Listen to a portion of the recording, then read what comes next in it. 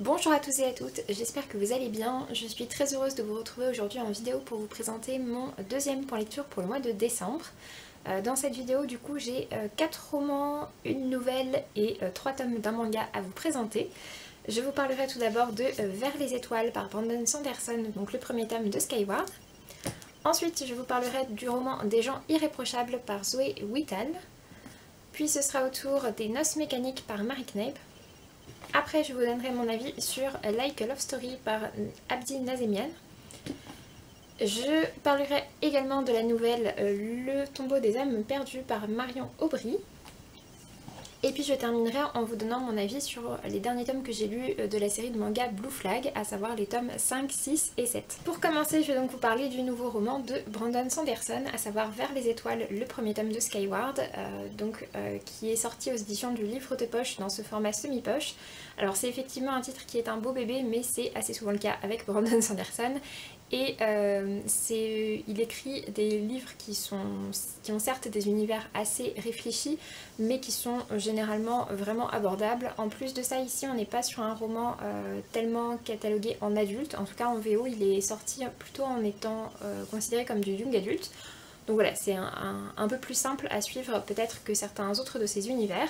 Et on est ici sur de la SF avec des vaisseaux spatiaux, de la conquête spatiale, etc. Donc voilà, c'est assez différent de ces romans de fantasy qui sont ces romans pour ma part que je préfère. Pour ceux qui ne me suivent pas plus que ça, Sanderson est un auteur sur lequel je suis à jour de toutes les parutions, et ce depuis pas mal d'années maintenant. C'est un auteur que je connais très bien et dont je suis vraiment assidûment les parutions. Donc voilà, du coup j'attends à chaque fois des publications avec impatience. Pour ce qui est du coup de Skyward, il était sorti il y a quelques temps déjà en anglais, donc forcément j'attendais avec impatience son arrivée en français. Et c'est un titre que j'ai vraiment beaucoup aimé. On retrouve quelques codes que Sanderson aime bien, mais ça reste encore une fois un univers complètement différent de tout ce qu'il a pu proposer auparavant. Et il y a vraiment beaucoup de très chouettes choses. Donc ici on va suivre l'histoire de Spensa, c'est ça. On suit l'histoire de Spensa qui est une jeune fille dont le père est considéré en fait comme un traître. Ils vivent dans une espèce de colonie spatiale sur laquelle ils sont assez enfermés. Ils vivent sur une planète qui je crois s'appelle Détritus, ou un endroit, oui c'est ça, une planète qui s'appelle Détritus. Et en fait autour d'eux il y a toute une couche finalement de détritus volants. Et il y a des adversaires qui sont des Krell. On ne sait pas à quoi ils ressemblent exactement, on ne sait pas si ce sont des extraterrestres, on ne sait pas si ce sont d'autres humains. Et du coup il y a beaucoup de guerre entre ces deux-là, et la colonie qui est sur Détritus, à laquelle appartient Spensa, est quand même assez en péril, mise en péril par les Krell, et ce depuis pas mal de temps. Du coup pour se défendre en fait ils forment leurs meilleurs élèves à devenir des pilotes, et les pilotes essayent de défendre la station. Spensa du coup rêve de devenir pilote, mais son père du coup était le grand pilote très connu pour avoir été un traître. Du coup c'est un petit peu compliqué pour elle, elle a du mal à se faire sa place. Mais voilà, on la suit dans tout ça, et ensuite on va la suivre du coup dans un groupe de personnes qu'elle va intégrer. C'est un groupe qui est hyper attachant, j'ai beaucoup aimé les personnages, j'étais très triste pour certains d'entre eux, et c'est vraiment un récit que j'ai beaucoup aimé. Je trouve que la dynamique de groupe est très chouette ici. Comme très souvent avec Sanderson, il y a une petite touche d'humour. Ici c'est amené par le caractère de Spensa qui, bien qu'elle soit assez sombre, a aussi un peu d'humour noir, et puis également par un autre aspect qui est que Spensa va faire une découverte dans la station, dans des grottes souterraines. Elle va faire une découverte et va beaucoup travailler dessus, et Sanderson s'est un peu lâché là-dessus, notamment avec une petite monstro-limace qui est donc un mélange entre un monstre et une limace si on veut, qui va tenir pas mal compagnie à Spensa. Et voilà, c'était vraiment très chouette, j'ai beaucoup aimé. Il y a de très chouettes réflexions qui sont amenées surtout sur la fin du récit, quand on commence un petit peu plus à s'interroger sur tout ce qui est en place et sur pourquoi. Voilà, quand on s'interroge un petit peu plus sur tout ça, et que l'histoire personnelle on va dire de Spensa laisse place un petit peu plus à la grande histoire on va dire. C'est très prometteur, c'était un récit vraiment très entraînant, j'ai beaucoup aimé. Les scènes de vol, les scènes de combat sont excellentes, mais comme toujours avec Sanderson, toutes ces scènes de combat, toutes ces scènes d'action sont toujours vraiment super dynamiques et super crédibles, et c'était à nouveau le cas ici. dans un autre domaine du coup avec les vaisseaux spatiaux, mais c'était à nouveau le cas. Donc voilà, vraiment ça a été une très très chouette découverte. C'est pas ce que je préfère chez Sanderson, mais c'est vraiment du très bon, et si vous aimez tout ce qui est un petit peu voilà vaisseaux spatiaux, etc., je pense vraiment que vous allez beaucoup aimer ce récit. Je lui ai mis pour ma part la note de 18 sur 20, et du coup j'ai hâte de découvrir la suite, en sachant qu'il y a donc au moins un deuxième, enfin ce qui est sûr c'est qu'il y a un deuxième tome qui existe en anglais. Je sais pas s'il y a d'autres tomes prévus après, mais en tout cas il y en aura au moins un deuxième. Ensuite, je me suis lancée dans un roman contemporain, à savoir Des gens irréprochables par Zoé Whitall, je sais pas comment ça se prononce. C'est aux éditions Erol et c'est un titre qui me faisait super envie. Le résumé m'intriguait beaucoup, puisqu'en fait on va nous expliquer que donc ça se passe dans une petite ville assez perdue. Alors je sais plus, je crois que c'est... Je sais pas si c'est vraiment précisé, mais en tout cas l'autrice est canadienne. Je pense que ça se passe au Canada ou aux États-Unis. Je sais plus si c'est précisé ou pas, mais enfin bref, un des deux, en Amérique du Nord. Et du coup, donc ça se passe dans une ville assez petite. On suit l'histoire d'une fille qui est une adolescente, comme beaucoup d'autres, qui n'a pas d'histoire particulière.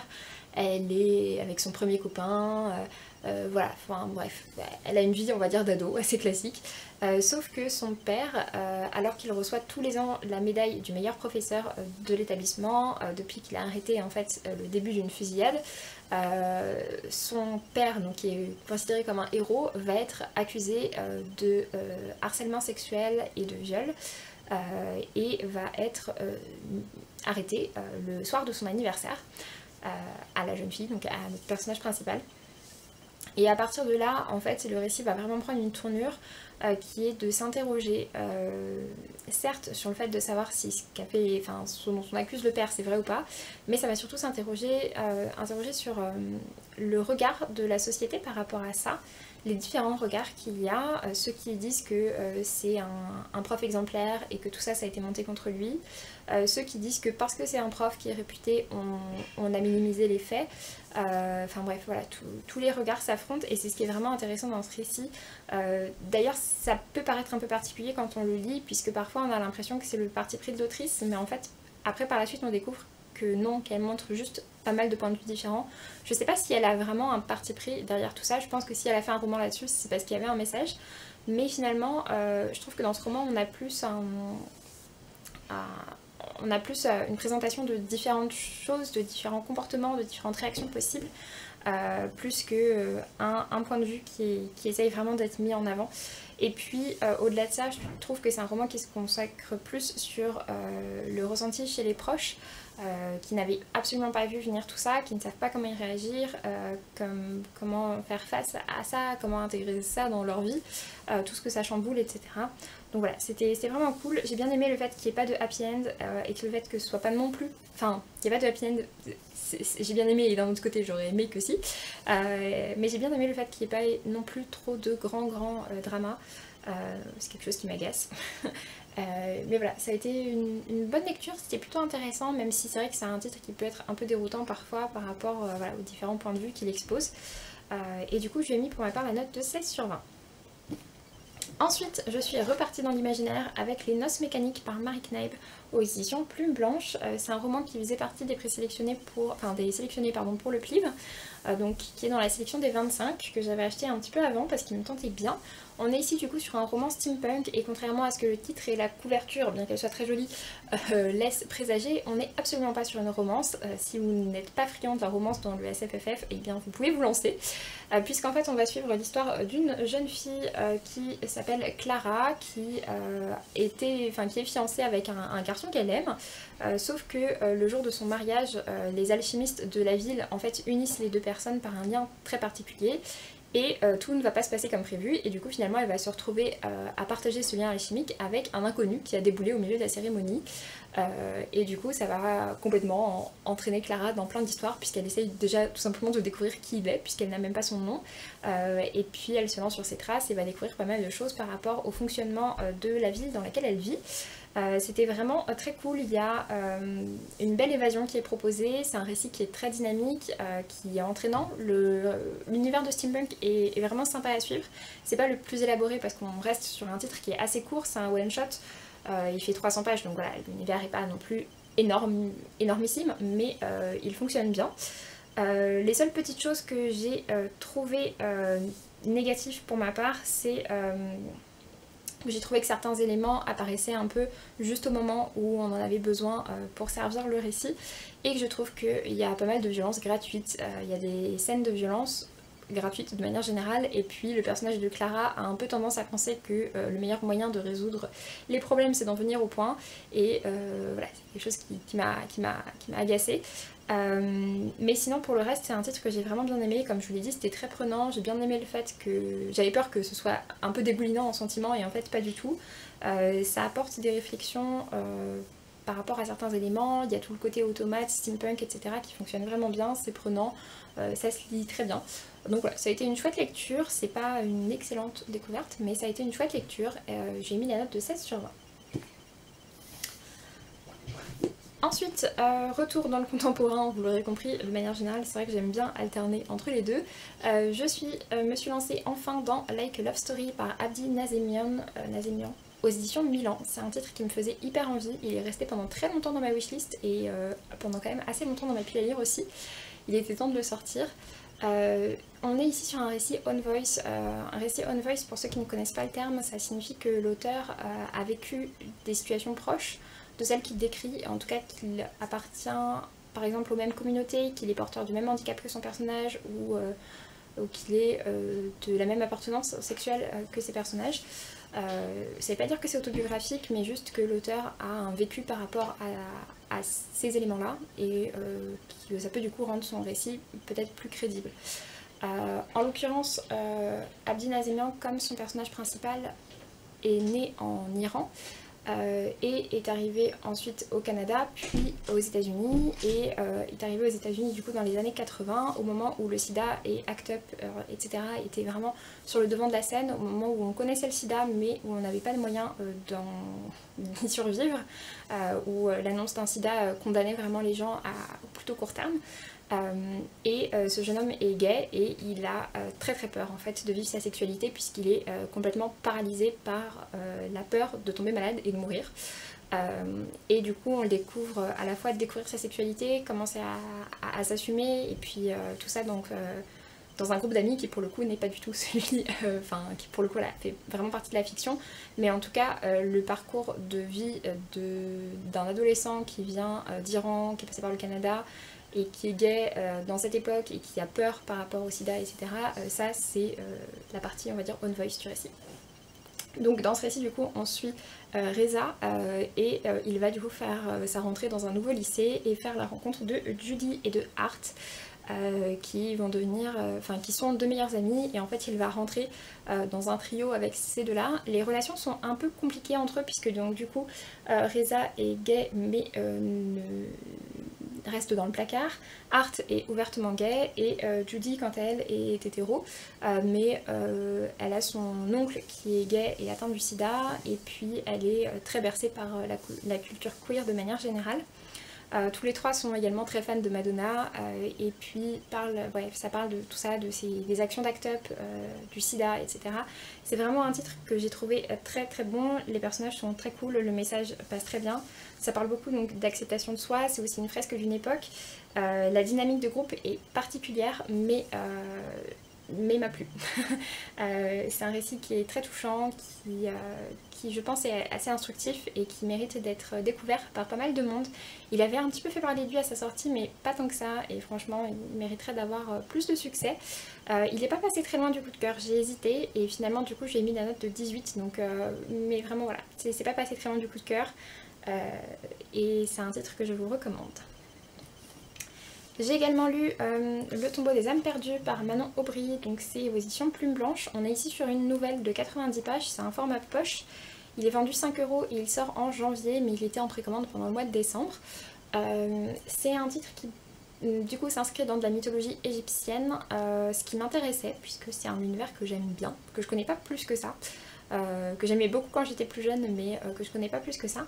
Ça m'intéressait bien, après en fait on est ici sur une histoire d'amour impossible avec un dieu qui décide de se réincarner dans le corps d'un humain pour vivre une histoire d'amour. Donc c'est une histoire d'amour impossible et puis finalement ça va s'intéresser à une part très précise de la mythologie. Je pense que j'aurais préféré quelque chose par rapport à la longueur, j'aurais préféré quelque chose de plus généraliste, qui montre un aspect un petit peu plus étendu de la mythologie égyptienne, quitte à moins détaillé. Alors qu'ici on est sur du très détaillé mais sur un pan très précis. Donc voilà, ça m'a pas plus convaincu que ça, le côté grand amour impossible, c'est pas quelque chose qui me parle plus que ça en général. Et puis il y a une mise en abîme en fait de l'histoire que je comprends pas très bien. La seule raison que je pourrais y voir, c'est si jamais c'est une sorte de préquel à un roman futur. Mais voilà, sinon c'est vrai que je comprends pas forcément très bien. Donc bon, ça c'est lisez plutôt bien, mais vous l'aurez compris, ça n'aura pas été une formidable découverte. Et je lui ai mis du coup la note de 13/20. Pour terminer, j'ai donc lu les tomes 5, 6 et 7 du manga Blue Flag par Kaito. C'est un manga qui, il me semble, sera terminé en 8 tomes, donc il y en a 7 de parus en français. Et du coup là j'ai lu donc les derniers, je les ai tous enchaînés en fait depuis le mois d'octobre. Dans ce manga on suit l'histoire de, on suit 4 personnages. En gros on a Futaba qui est une jeune fille qui est amoureuse du garçon le plus populaire, sportif, etc. du lycée, mais elle est assez timide et du coup elle va demander à Taishi, qui est un autre garçon assez timide mais qui est un ami d'enfance de Thomas, des conseils pour se rapprocher de Thomas, sauf qu'elle ignore que Taishi est lui-même amoureux de Thomas. Et puis on a également la meilleure amie de Futaba, donc Masumi, qui est également présente dans le groupe, même si elle est un petit peu en retrait par rapport aux autres personnages. Et d'ailleurs je trouve ça dommage puisque je trouve que c'est le meilleur personnage du groupe. Dans ces tomes-ci, du coup, sans vous spoiler, en gros, le tome 5 m'a pas tellement plu puisqu'on a le personnage de Mami, qui est un personnage qu'on connaissait déjà, qui est une jeune fille assez populaire, assez jolie, etc. et très amoureuse de Thomas, qui fait partie un peu du groupe de groupies de Thomas, mais qui est la plus fan, qui prend plus de place dans ce tome-ci et qui expose toute son histoire par rapport aux relations hommes-femmes, au fait que ça l'énerve qu'on ne croit pas en l'amitié homme-femme, etc. Qu'elle ne veut pas juste être considérée comme un objet de désir. Tout ce qu'elle dit est intéressant, sauf qu'elle se contredit complètement, puisqu'à côté de ça, elle a dit oui mais j'en ai marre, parce que quand je dis non, on m'écoute pas, on me considère comme un objet de désir, etc. Et en fait, tout ce qu'elle reproche au garçon, c'est exactement le comportement qu'elle reproduit vis-à-vis de Thomas, donc j'ai trouvé que ça a desservi complètement son propos. Donc voilà, du coup j'ai trouvé ça assez dommage. Le tome 6 est un tome plutôt de transition, il y a une grosse révélation qu'on attendait qui arrive enfin, mais à la fin du tome 6, sinon tout le reste, voilà, c'est plutôt un tome de transition. Certaines intrigues secondaires reviennent un petit peu sur le devant. Et puis par contre, le tome 7, lui, est très marqué par les révélations qu'il y a eu à la fin du tome 6, et du coup c'est un de mes tomes préférés, avec le tome 4, je crois. Puisque ce sont les 2 tomes dans lesquels les personnages vont le plus se révéler, sur les tomes sur lesquels on apprend le plus. Donc voilà, du coup je suis très curieuse de voir ce que ça va donner pour le dernier tome. J'espère donc que c'est bien ça, que c'est bien le dernier tome, puisque voilà, j'aime pas forcément quand les séries s'éternisent sur 12 000 tomes. Donc ce serait pas mal que ça se termine là bientôt. Et puis du coup je suis curieuse de voir ce que va réserver le mangaka pour ses personnages. Et du coup donc j'ai mis la note de 15 au tome 5, de 16 au tome 6 et de 17 au tome 7. Voilà. Sur ce, j'en ai donc fini avec cette vidéo, j'espère qu'elle vous aura plu. N'hésitez pas à me dire ce que vous en avez pensé et à me dire si vous avez déjà lu peut-être l'un de ces livres ou l'un de ces auteurs. Et puis pour ma part, je vous laisse et je vous dis à très bientôt pour une prochaine vidéo. Salut!